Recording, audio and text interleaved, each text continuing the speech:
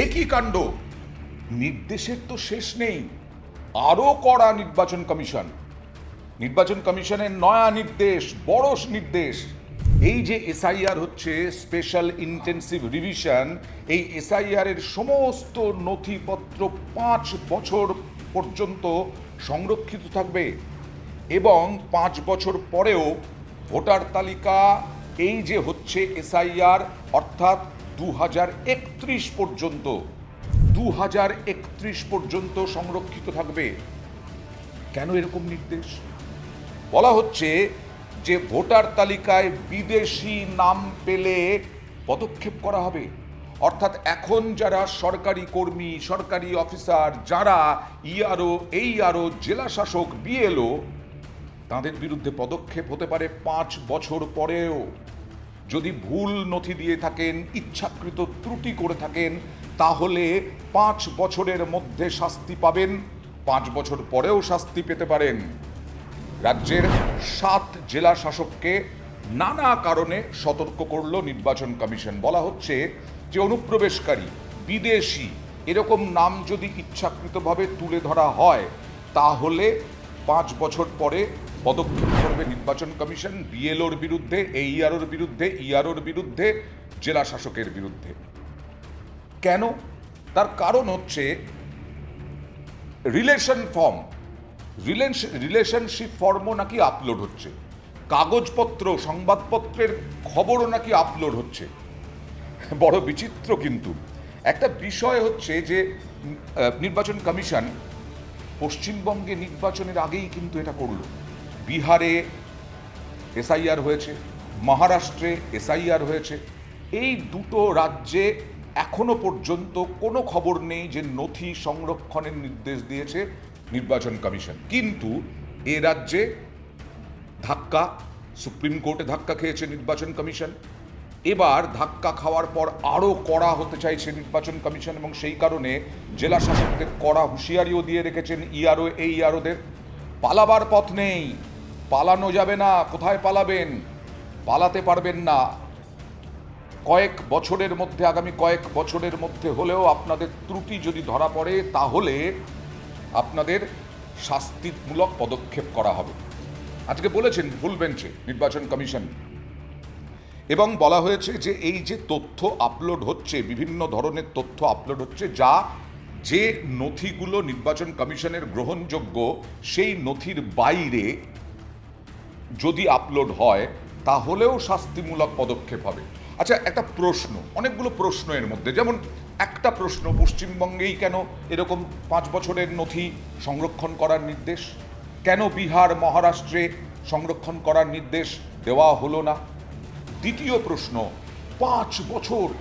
5 বছর ধরে টেনশনে থাকবেন।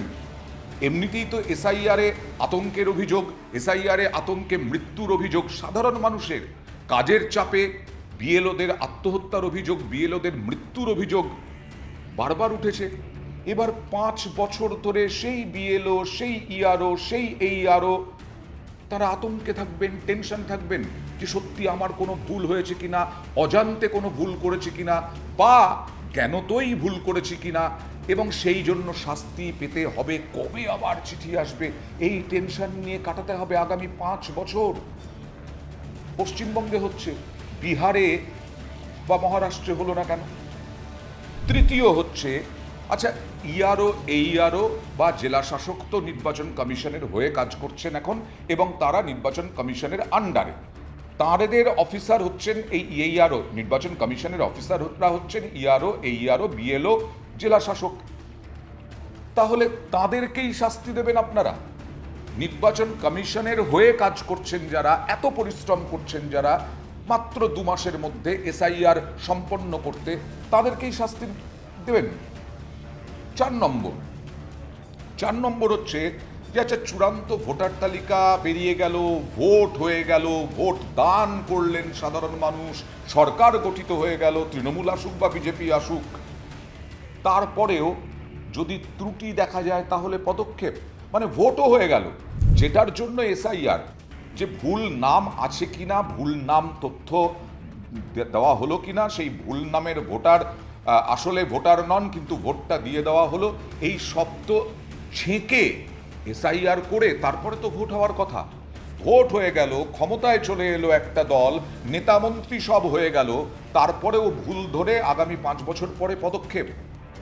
এর পরের প্রশ্ন, আচ্ছা এই যে তথ্য আপলোড, আপনি যদি পিএফ আপনার থাকে, প্রভিডেন্ট ফান্ড, আপনি দেখবেন প্রভিডেন্ট ফান্ডে আপনি যদি ডিজিটালি আপলোড করতে যান, আপনার ছবি ঠিকঠাক সাইজ না হলে পরে কখনোই নেবে না।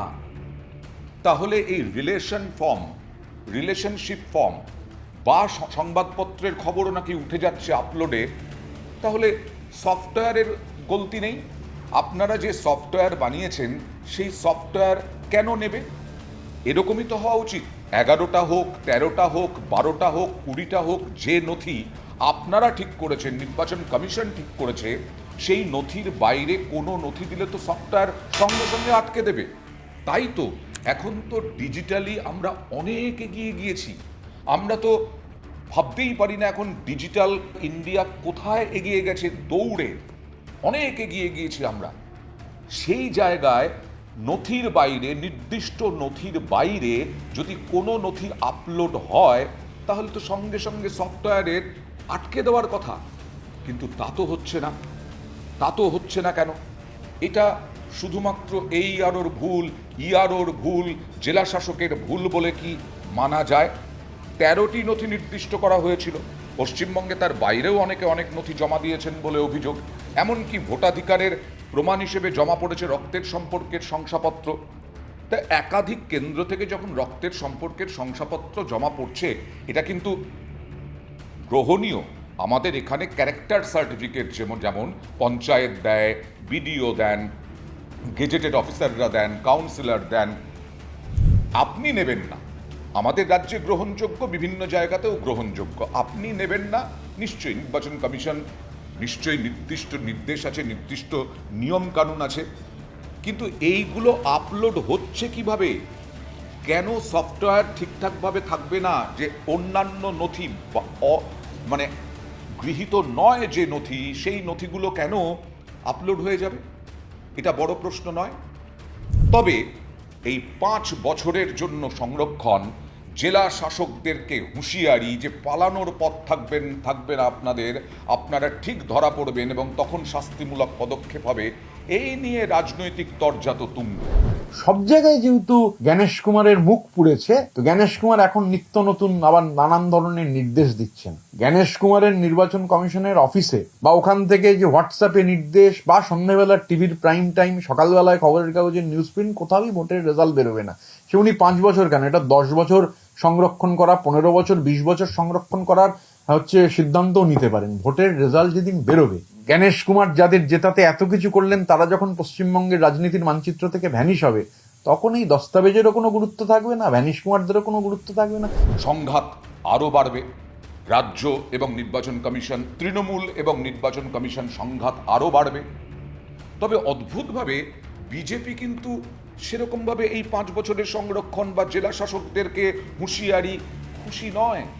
বিজেপি সেই এখনো পর্যন্ত কমিশনের তোপ দেখে যাচ্ছে কমিশনের বিরুদ্ধে। তারা আজও বলছে, এই নির্দেশ নিয়ে প্রশ্ন করার পরেও বিজেপি বলছে, আসুন দিল্লিতে বসে না থেকে এখানে আসুন, কমিশনার আসুন, কমিশনের ফুল বেঞ্চ আসুন, এসে দেখুন এসআইআর পদ্ধতিটা কিভাবে হচ্ছে, কিভাবে নাকি জালি হচ্ছে। এত কঠিন করে দেওয়া হয়েছে, এত নিয়ম কানুন করে দেওয়া হয়েছে, তারপরেও বিজেপির মুখে সেই একই সুর।